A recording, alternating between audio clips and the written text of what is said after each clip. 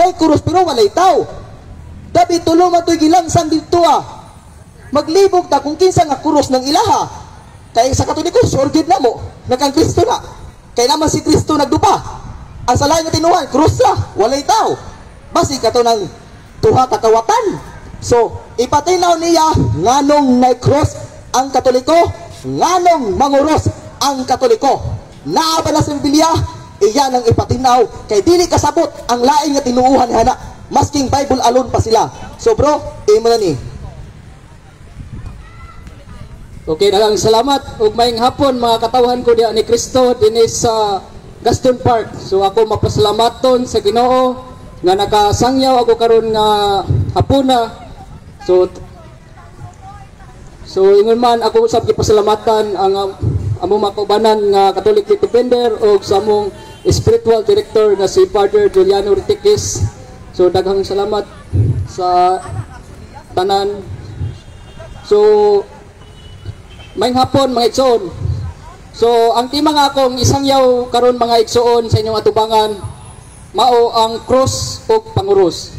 So unsa di ay kini ka importante mga igsoon kay ginasupak man usab kini sa atong mga kaigsoonang mga protestante o mga born again Christian denominations. Sa dili paglangay mga igsoon, mao kini ang ilang mga supak o atake sa simbahang Katoliko maitungod sa krus ug panguros. Sa una nilang pagsupak mga igsoon, daw matod pa nila, matod pa sa atong igsoong protestante, ang krus daw tinunglo. Busa sayop daw kining atong pagtahod sa krus ug pagpanguros. Kay si Kristo gilansang sa krus ug tinunglo ang gipatay sa kahoy. Nga ato nang mabasa sumala sa Galacia Kapitulo 3, versikulo 13. Ang tanan, gipamarkahan diha sa tuong kamot o sa agtang. Busa, kining panguros, imaan daw kini sa mapintas nga mananap.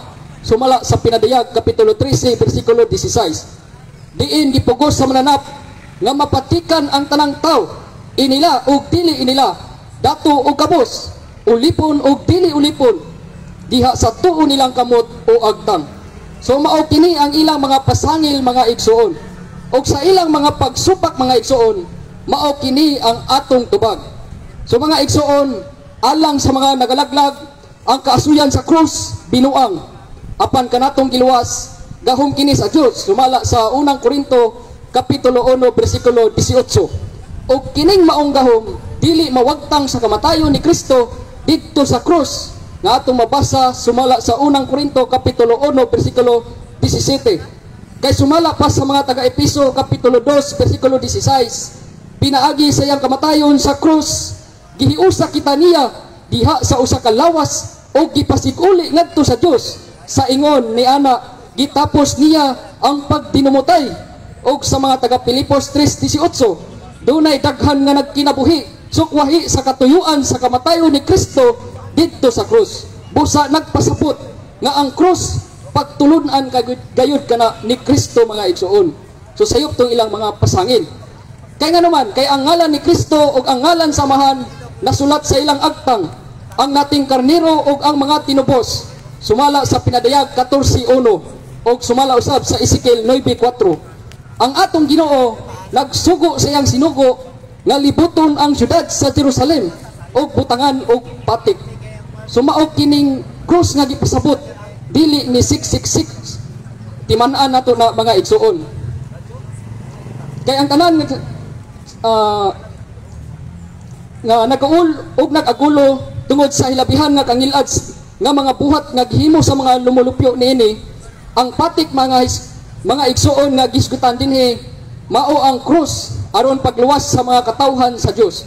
Sumala sa Ezekiel 9:6. Mga igsoon, ang gipasabot dinhi sa Pinadayag Kapitulo 13 versikulo 16, ang gipamarka dinhi mao ang ngalan sa mananap nga mapintas or sa English mao kining gitawag nga mark of the beast. Nga ato mabasa sumala sa Pinadayag 13:17 ngadto 18 nga nag-ingon, walay makapamalit bisan unsa gawas niadtong may patik sa ngalan sa mananap o sa numero nga simbolo sa maong ngalan, kay ang numero niini 666. Busa mga igsoon, dako gayong bakak ang ilang pasangil. Dili gayon 666 ang maong patik mga igsoon. Kay ang 666 ngalan man sa mananap ug nagsimbolo kini sa ngalan sa usa ka tawo ug wala nag-ingon ngalan sa krus ni Kristo nga nagsimbolo sa usa ka Dios nga nagpakatawo kay naluwas man kita sa dugo ni Kristo didto sa krus ug nag-ingon pahinoon dinhi nga ngalan sa krus ni Kristo akana sakto sila pero dili man ngalan ni Kristo ang giingon ngalan man sa mananap.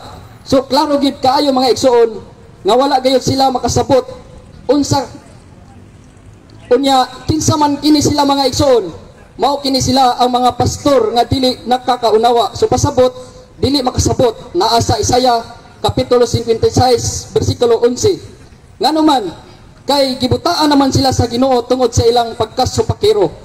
Busa mga igsoon ko ni Kristo atong timan-an nga mahimo silang tinuod sa ilang pasangil kung dili kita magtuon sa balaang kasulatan.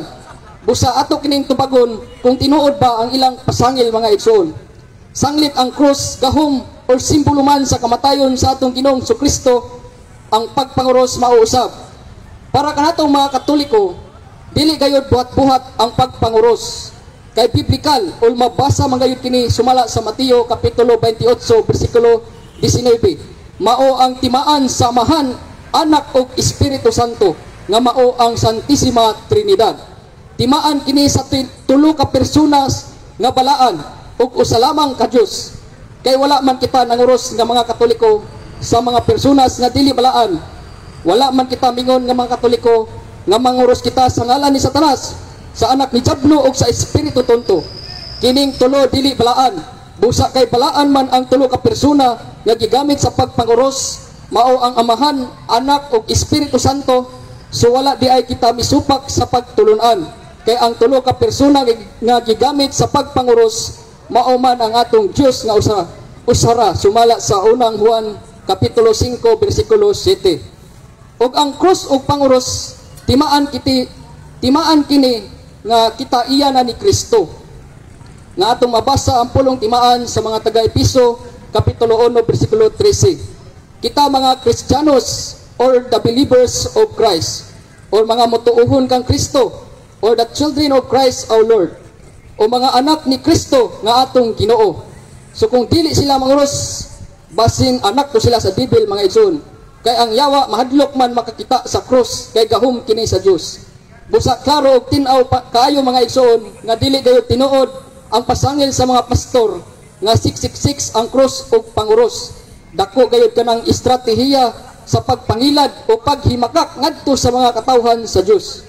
Busa si Kristo maingon siyang mga tinun-an sumala sa Mateo kapitulo 16 ngadto 24. Kung ang usa ka tawo buot mahimong akong tinun-an, kinahanglan dili siya magtuman sa iyang kaugalingon, pas-ano niya ang krus ug mosunod siya kanako. Ug ang usa ka timailhan kung ilhanan mga igsoon nga ang usa ka mamamulong or shepherd iya sa Dios kung aduna siya pagpamati sa tingog sa atong Ginoo kay nakailaman ang Ginoo kaniya og nagsunod kini kaniya sumala sa Juan kapitulo 10 bersikulo 27. So sa ato pa mga igsoon ang shepherd sa atong Ginoo mamati og mosunod sa iyang sugo. Pero subo lang pamalandungon mga igsoon nga ang atong mga kaigsoonang protestante o mga pastor wala gayud pagpamati kung pagsunod kay ang ilarang trabaho pagsulti og bakak o pagsupak-supak o pagpangilad sa mga inosenteng Katoliko aron makakuha og membro aron daghan silang makolekta nga 10% sa ilang sikta nga ang pasabot sa sikta siguradong kwarta. Mao kini ang tinuod nilang gisunod mga igsoon ug dili gid kana himakak. So ang pangutana nganong atakihon man sa mga pastor sa laing sikta ang cross. So ang tubag tungod kay mahadlok ang yawa makakita sa cross sa atong Ginoong Kristo. So kay mahadlok man di ay ang yawa makakita sa cross sa atong Ginoong Kristo. So nagpasabot nga ang simbahan sa yawa wala gayoy cross nga makita. Karon ang pangutana, unsa man kining mga simbahana nga walay makita nga cross sa atong Ginoong Kristo? So tubag, walay lain mga igsoon ang simbahan sa mga pastor nga tinukod lamang og tao sama sa INC kung Iglesia ni Cristo. Ang nagtukod diini usa ka tawo nga si Felix Manalo, nagpaila pagali nga anghel nga sugo sa Dios ug uban pang mga piki nga simbahan walay nakadisplay nga krus sa ilang simbahan kay mahadlok ang yawa makakita sa cross sa atong Ginoong Kristo. So kay atakihon man sa mga pastor ang cross, kauban siguro sila sa yawa, kay mahadlok man ang yawa makakita sa cross. So pangutana, nganong ang ubang sikta dili man manguros? So tubag, tungod kay dili sila motuo sa tulo ka persona, ang Amahan, ang Anak ug ang Espiritu Santo, o kining tulo usara. Dunay uban motuo mga igsoon, apan dili sila manguros. Kay ngano man allergy ang mga pastor niini mga igsoon. Kay ang pagpanguros usa kini ka shortest prayer kun hamupo nga pagampo. Ngano man, di ba kung makakita kita naay na disgrasya tungod sa kakulba manguros, moingon bitaw kita sa atong pagampo sa Samahan, sa Anak ug sa Espiritu Santo. Og usa kini katimaan sa pagkabanhaw sa atong Ginoong Kristo, kay simbolo kini sa kadaugan batok sa yawa.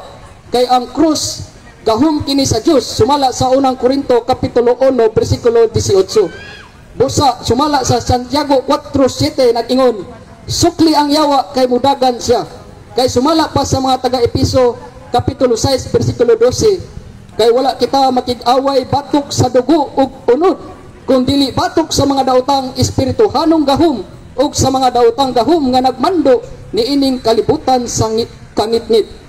Mao nga kung atong nabantayan mga igsoon sa atong mga halangdon nga mga exorcist priest sama kang Father Darwin Kitgano, kung nakakita mo sa iyang video nga samtang nagdeliverance siya mga igsoon, ibutang niya ang balaan nga krus sa tao nga nayawaan o dala sa pagsampit sa ngalan ni Jesus, masakitan ang yawa o magkurog sa kahadlok, kay ang krus gahom kini sa Dios. So ang pangutana, kanus ama nato angay gamiton ang pagpanguros mga igsoon? So ang tubag, una sa sinugdanan o katapusang pagampo. So example, kanang mga nata, di ba, manguros kita sa dili pa kita mukaon, agig pag-bless sa mga grasya nga atong nadawat. Dahil human kita ngaon, manguros gyapon kita agig pag-ampo o pasalamat sa mga grasya nga atong nadawat. Ikaduha, kung makalabay kita sa simbahang Katoliko, isip pagtahod o pagsimba nato sa lawas ni Kristo sulod sa tabernakulo. Ikatulo, kung mulabay kita sa sementeryo, isip pag-ampo alang sa pahulay nga dayon sa mga kalag sa mga minatay. Ikaapat, kung dunay vigil o haya sa patay, kung makalabay kita niini mga igsoon, labing maayo nga manguros kita. Ikalima, kung makalabay kita og ambulansya nga nagdagan aron ihatod ang usa ka pasyente sa balay tampalanan, isip pag-ampo alang sa iyang kaayo. Sumaw kadto mga igsoon ang atong hinumduman kung kanus-an nato angay gamiton ang pagpanguros. Ang pagpanguros mga igsoon, gigamit usab kini sa mga tawo nga inila o idolo alang sa usa ka rason sa ilang kadaugan. For example, niini si Senator boxing champ Manny Pacquiao. Sa wala pa siya mibalhin sa born again mga igsoon, sa Katoliko pa siya, sa dili pa magsugod ang boxing, kung nakabantay mo muluhod unya magampo na siya sa boxing ring o mag-sign of the cross. So usa kadto sa dakong rason nga kasagara siyang kontra, iya gyud nga ma-knockout. Kaya sa atong giingon kaganina, ang cross gahom kini sa Dios. Ug ang pagpanguros imaan kini sa tulo ka persona nga balaan, ang Amahan, ang Anak ug ang Espiritu Santo. Ug kining tulo usara sumala sa unang Juan kapitulo 5 bersikulo 7. Ug mao kini ang balaan nga Dios nga anaa sa langit. Kay sa Catechism of the Catholic Church paragraph number 599, ang kahulugan ng krus. Ang krus ay simbolo ng pag-ibig at paghahandog ni Jesus. So ang kaimportansya kuno sa krus mga igsoon, nagsimbolo daw kini sa gugma o pagsakripisyo ni Jesus dito sa krus. O sa Catechism of the Catholic Church paragraph number 614, ang krus ay simbolo ng pagkabuhay na mag-uli o resurrection. O sa Catechism of the Catholic Church number 618, ito ay nagpapakita ng pagkakaisa ng Diyos at tao. So nagpakita sa paghiusa sa Ginoo o sa tao. O ang pagpanguros mga igsoon mauusab base sa Catechism of the Catholic Church number 630, ang panguros ay simbolo ng pagkabuhay na mag-uli o resurrection. O sa Catechism of the Catholic Church paragraph number 633, ito ay nagpapakita ng pagkakaisa ng Diyos at tao. O sa Catechism of the Catholic Church paragraph 636, Ang panguros ay simbolo ng pag-asa at pagtitiwala. Pasabot paglig-on kining panguros sa atong pagtuo ngadto sa Dios. Because accusing the sign of the cross as demonic is a sign of deep confusion. Pasabot ang mupasangil nga ang pagpanguros is pangdemonyo, sinyalis kana sa lawom nga kalibog. Nganuman, when we make the sign of the cross, we profess our belief in the triune God, the Father, Son, and Holy Spirit, and victory upon evil. So unsa daw mga igsoon, kung kita manguros, nagpasidungog kita sa atong pagtuo sa tulo ka persona ug usa lamang ka Dios, ang Amahan, ang Anak ug ang Espiritu Santo. Ug ang kadaugan ni Kristo batok sa yawa. Kay ang atong gipanguros mauman ang tulo ka persona nga balaan. Mawit-wingin bitata in the name of the Father, Son, and the Holy Spirit. So if you find offensive, perhaps you've been influenced by the wrong spirit. So kung musupak gali sila mga igsoon, pasabot na impluwensyahan sila sa dili maong espiritu. So kinsa maning mga igsoon, mao ning espiritu sa Antichrist, sa Bisaya kaaway ni Kristo. So kaaway di ay ni Kristo ang magsupak-supak ngayon mga igsoon. The true Christians don't run from cross, they cling it. Ang tinuod kuno nga Kristiyanos mga igsoon, dili mudagan sa krus. Pero ang atong mga igsoong pastor nga supakiro, kung mudagan sila sa krus, siguro kauban sila sa yawa. Nga naman, sa Santiago 4:7 nag-ingon, sukli ninyo ang yawa kay mudagan siya. Mao nga maisugon gyud kita sa pagwali tungod kay kinisugo gayud ni Kristo. So igo gayud ang mga pastor nga supakiro niini mga igsoon. Pero ang pangutana, taman na ba kita sa pagpanguros? Tubag, dili. Kinahanglan usab kita nga musimba sa Domingo. Aron nga dito matubang nato ang atong Ginoong Kristo o kita makasunod siyang sugo sa adlaw nga Domingo. Ug dinhi lang utaman ug daghang salamat.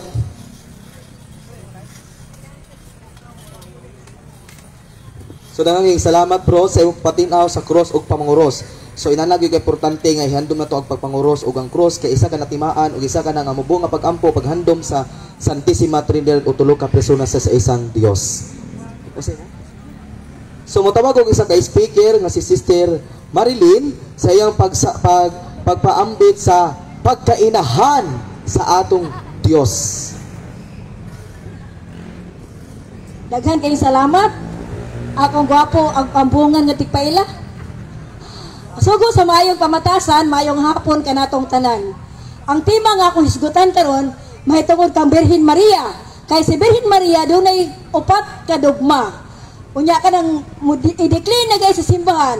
Nga ka nga pagtulon ang dogma, buti pasabot, dili na siya mausap-usap pa o tinuod yun na siya nga pagtulunan. Unsa man ang upat ka dogma ni Birhen Maria? Ang iyang pagka-perpetual virginity, nga before, during, after, nagpabili ng iyang pagka-birhen. O ang iyang pagsaka sa langit, gipasaka sa langit, lawas o kalag. Ang tulong nga dogma ni Birhen Maria, nga si Birhen Maria, Immaculada Conception, kung gipanamkon nga wala gibuling sa sala. O ang ikaapat mao ang si Birhen Maria, inahan sa Dios. So diri ko sa si Birhen Maria, inahan sa Dios. Kay ang atong mga igsuon nga dili katoliko, mo kisi-kisi manggid pag-ayo, dili gud sila makadawat nga si Birhen Maria tawgon og inahan sa Dios. Kay matod pa nila nga naman ning mga iglesia katolika nga moingon na gud sila nga si Birhen Maria inahan sa Dios. Nga naman nauna pa ba diay si Maria sa Dios, mao na ilang mga katarungan. Unya, moingon din sila nga mogamit silang pagsupak sa Biblia. Nga matod pa nila naa sa Numeros 23:19 nga ang Dios dili tao ni anak sa tao. Busa kitang mga Katoliko magkinahanglan magmaigmat kita sa kanunay. Kay kanang ilang gigamit nga teksto, kung tiwason lang ninyo basa, dili gid siya makalumpag sa pagkainahan ni Birhen Maria. Nga naman, kay wala man ang tiwasag basa, unsa may nakabutang diha. Si Kristo ang Dios dili tao ni anak sa tao nga mamakak. Pero ang ilang buhaton putlo nila aron malingla ang mga Katoliko nga inosente kayo, aron madala nila, aron modako na dahil nang ilang kita sa ilang 10%. Muna labing hinungdan. Busa kitang Katoliko kinahanglan mo simba ta sa kanunay ug maminaw ta sa pari ug mobasa ta sa Biblia para dili ta punta sa sikta nga mawala ang atong kaluwasan dito. So ingon nila nga nganong gitawag nila si Maria nga Theotokos, the bearer of God. Mo na ilang mga katarungan naunsang pagkaunsa nga ang Iglesia Katolika moingon man gyud nga si Birhen Maria inahan sa Dios. Nga naaman daw sa Juan 1:1 nga sa wala pa ang bisan unsa ang pulong diha na. Ang pulong kauban sa Dios o ang pulong Dios. So klaro kayo ha, walay Maria nga gisgutan sa Biblia. Unya ang Katoliko muduso kayo nga si Maria inahan sa Dios. Mga igsuon kong mga pinalangga. Sa pag-ingon nga wala pa bisan unsa ang pulong diha na, ang pulong kauban sa Dios ug ang pulong Dios tinuod na mao ni sulat sa Biblia. Apan atong timan-an nga dili man intawon San Juan ra ang Biblia. Daghan man kay libro, sulod yan ang gitawag og Biblia. Sa pagka-Diyos ni Kristo, tinuod nga si Kristo, walay sinugdan o walay katapusan. Siya ang Alpha o ang Omega. So wala siya sinugdanan, walay katapusan. Apan ang doktrina sa Iglesia Katolika, si Kristo tinuod nga Diyos o tinuod nga tao. Sa iyang pagka-Diyos, wala siya sinugdan o wala siya katapusan. Apan si Kristo nagpakatao man, nipuyo man siya uban kanato, Juan 1:14. Og ang pulong na himong tao og mipuyo uban kanato. So klaro kayo, ang pulong na himong tao og mipuyo uban kanato. Unya ilang pasawon sa Juan 3:16. Ang paborito kay nga teksto sa dili Katoliko. Mingon sila nga kay gihigugma pag-ayo sa Dios ang kalibutan og tungod niini iyang gipadala ang iyang bugtong anak kay ang motuo kaniya dili mamatay kundi makabaton og kaluwasan. Mingon das natanawa oh. Kuanda Christ alone maluwas na. Mo na sila nga Christ alone. Dili nila mahuna-huna nga diin man gikan si Kristo og kinsay gadala ni Kristo. Gihulog ba si Kristo gikan sa langit? Aron muluwas na to dinhi o gipa LBC ba door to door. Mato ni San Pablo sa Galatia 4:4, apan sa pag-abot sa hustong panahon, gipadala sa Dios ang iyang bugtong anak o gipanganak sa tawhanong inahan. Unsa kuno? Gipadala sa Dios ang iyang bugtong anak o gianak sa tawhanong inahan. So klaro kayo, miagi og tao. Unya si propeta Isaias sa daang tugon. Isaias 7:14. Unsa man nakabutang diha? Busa ang Ginoo gayon mo ay mohatag kaniyang timaan. O kini mao ang usa ka batan-ong dalaga nga manamkon og manganak og usa ka batang lalaki og nganlan siya Emmanuel. So klaro kayo nga si propeta Isaias nanap-anadaan sa daang tugon nga dunay usa ka batan-ong dalaga nga manganak og usa ka batang lalaki og nganlan siya Emmanuel. Ang dakong pangutana mga igsuon, natuman ba ang panag-an ni propeta Isaias? Natuman jud kaayo. Naa sa San Mateo 1:23 unsa may nakabutang diha. Ang usa ka putli nga batan-ong dalaga nga manamkon og manganak og usa ka batang lalaki nga nganlan siya og Emmanuel. Nga mayon din sila Emmanuel man lagi dili man Hesus. Ang pulong Emmanuel abot ipasabot ang Dios ania uban kanato. So kinsa man ning kitag-an nga batan-ong babay? Kining babae nga ulay nga mo anak og usa ka batang lalaki nga nganlang Emmanuel nga sa ato pa ang Dios ania uban kanato. Kinsa man ning bayana? Naa sa San Lucas 1:28. Miadto ang anghel kay Maria og miingon, paglipay ang Ginoo naguban og nagpanalangin kanimo pag-ayo. Unsa ingon sa anghel? Maghimaya ka Maria, puno ka sa grasya. Tiaw mo na ang atong nga igsoon madili Katoliko dili mo tao ni Birhen Maria.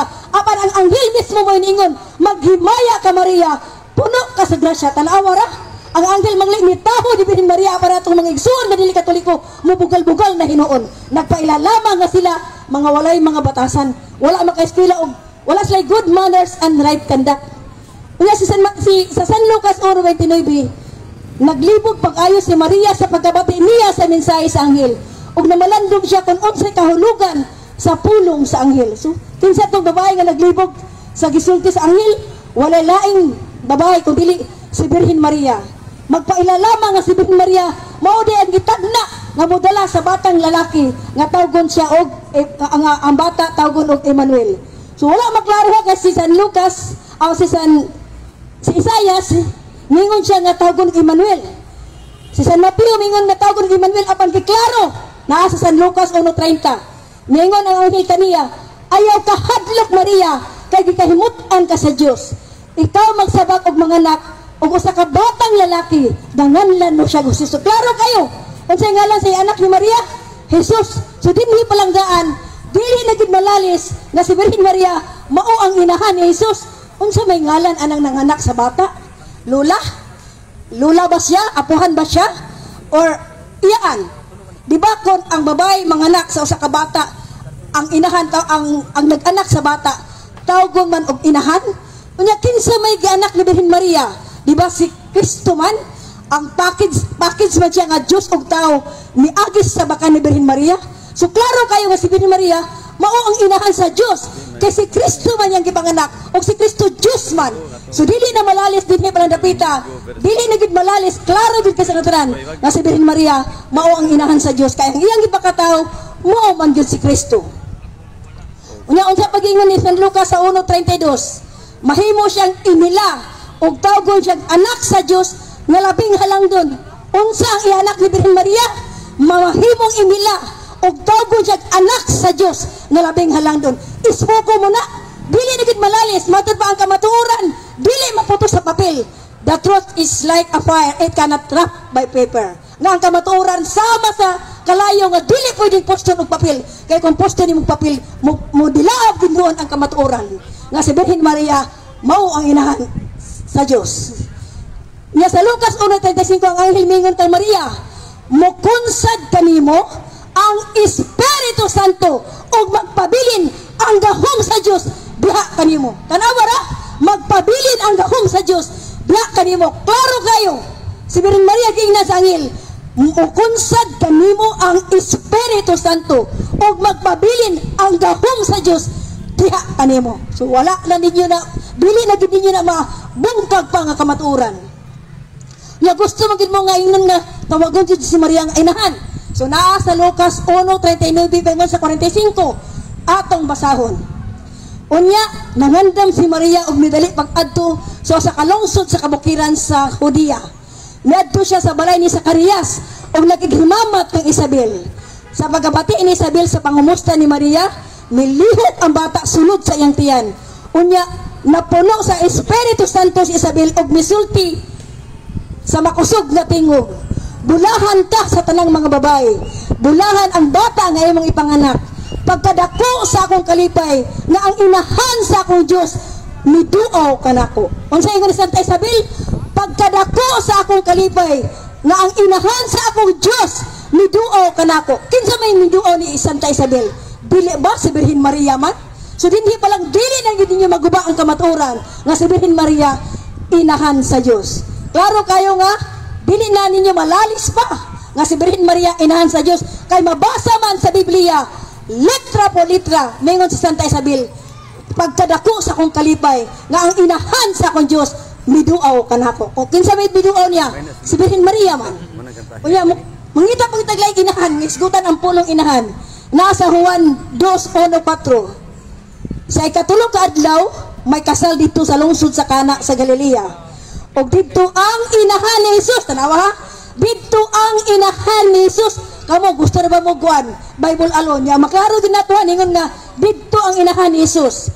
Gidapit usab si Jesus ug ang iyang mga tinunan. Sa nahutdan na sila bino, ang inahan ha? Ang inahan ni Jesus maingon kaniya, wala na sila bino.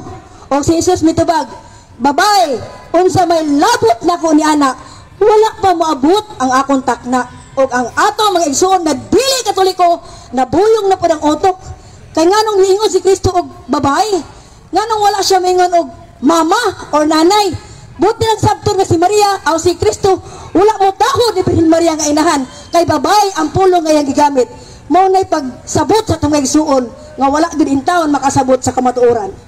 Sa pagingon ni Kristo og babae, wala man magpasabot nga iyang gipakaulawan si Birhen Maria, kundili ang kostumbre sa mga Hudiyo, ang pagsampit og babae, ilan nagipataas ang pagpataas sa usa ka babae. Wala na yung nagidown ang babae, kundi gipataas niya sa pag-ingon niya babae dili na parehas ako adiri lahi ang customary sa mga audio. Unya nga naman gid babae ang gigamit ni Kristo. O kung wala pa mutahod si Kristo sa iyong inahan sa pag-ingon og babae, taliwala nga mingon si Kristo nga wala pa maabot akong takna. Apa nawala gud niya kabalibari ang iyang pinalanggang inahan. Gihimo niya ang unang milagro dito sa kasal sa Kana. Tanawa ra? Ningon siya nga wala pa nabot niyang takna pero balibaran ba niya inahan? Wala gayud nga naman. Nagpamatuod lamang kini nga si Kristo dako kay pagtahod sa iyang inahan. Sayop kamong mga sulpot nga niingon nga si Kristo walay tahod sa iyang inahan. Pero ang dakong rason nga gigamit ni Kristo ang pulong babae kay gusto niyang maila ang babae nga gisgutan sa Genesis 3:15. Unsa may nakabutang diha? Matud pa nga buhaton ako ang panag-away tali sa kaliwat sa babae o kaliwat sa bitin. Paakon sa bitin ang tikod sa babae o dugmokon sa babae ang ulo sa bitin. Kinsay mo dugmok sa ulo sa bitin? Kadtong babae. Mo bitaw kung makadungog mo, kung makakita mo bitaw sa social media nga si Father Darwin magpapahawa og yawa sa usa ka tawo nga nayawaan. Kung mo ako po pala sa Hail Mary, magsyagit na ang yawa. Kay sakit ko na kayo, mga samad-samad sila sa prayer lang nga Hail Mary. Nga naman, maila lamang nga si Birhen Maria maugay mo tunog sa ulo sa bitin. Ingon anak kay special si Birhen Maria. Naa kaniya ang special kayo, kay nahimo siyang inahan sa Dios. Kay kumingon kita nga, Maria, nga inahan sa Dios, maklaro man na kana siya nga Maria, mao si Birhen Maria. Kay kung palihas na ako karon, daghan ba kay Marilyn sa kalibutan, ako Marilyn ako ngalan. Nya doon ako panalitan ako anak nga doktor. Nya nay mangita sa ako. Uy, kinsa man nga Marilyn imong gipangita? Daghan na ba kay Marilyn dinhi? Inigingon, Marilyn ba nga inahan sa doktor? Ang wala nila ang gipangita na ako ra. Ako na siya. So daghan kay Maria sa Biblia. Kung mayon ka nga Maria nga inahan sa tao, digid ba inahan si Birhen Maria? Pero mayon ka Maria nga inahan sa Dios, wala na laing Maria gipangita kundi ang atong pinalanggang inahan na si Birhen Maria. Ingon anak si Birhen Maria kay special nadawat niya ang special nga nahimo siyang inahan sa atong Dios. O dili na gid malalis nga siya inahan sa atong Dios. Kay taliwala nga wala pa mabot ang takna ni Kristo nga mohimog milagro, wa gid niya kabalibari ang iyang inahan. Og iyang gamit ang pulong babae para maila ang babae nga gisgutan sa Genesis 3:15 nga way modugmok sa ulo sa bitin. Walay lain si Birhen Maria og makita magali sa atong istampa diri nga si Birhen Maria nagtunob sa ulo sa bitin, nagpaila lamang na ka si Birhen Maria maugay mubunog o mo sa mga tao nga kaliwat sa bitin, siya gid ang motunog o siya muguba sa mga tao. Wala lamang si Birhen Maria nahimong inahan atong tanan kundi nahimo pang siyang instrumento sa kaluwasan. Kay kung wala mo ingon si Kristo nga yes, wala mo si Birhen Maria pag sa anghel og yes, wala siya mosugot nga magbabdo siya sa usa ka batang lalaki, wala pud unta tay kaluwasan karon. Kung wala mo dawat si Birhen Maria nga mamahimong inahan ni Jesus, wala gid unta tay kaluwasan karon. Og maglibog ta sa atong maigsoon nga dili Katoliko. Kay dawaton man nila si Kristo nga personal nga manluluwas. Gigugman Manila si Kristo apan ang gisudlan ni Kristo wala gid nila apila. Diha gid niyo maila kung unsa sila kawalay batasan.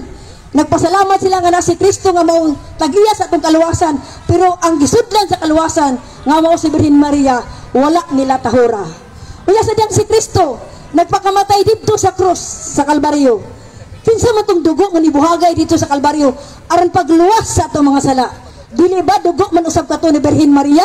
Kay kinsa man mga doktor karon naminaw nga maingon nga samtang ang babae nagmabdo sa iyang anak, wala makakuha ang bata og dugo sa iyang mismo sa babae nga nagbuntis. So klaro kayo nga ang dugo nga mibuhagay sa Kalbaryo aron pagluwas sa atong mga sala, dugo usab kato ni Birhen Maria. Unya kung daghan pagid mo pangutana, dalibog pagid mo sa akong gisaysay karon, anda mga among lamisa sa pagtubag sa bisan unsay ni pangutana naa si Brad Winnie Mingo nga may mutubag sa tanan ninyong kalibog. Dinhin lang ko kutob og mayong hapon kanatong tanan.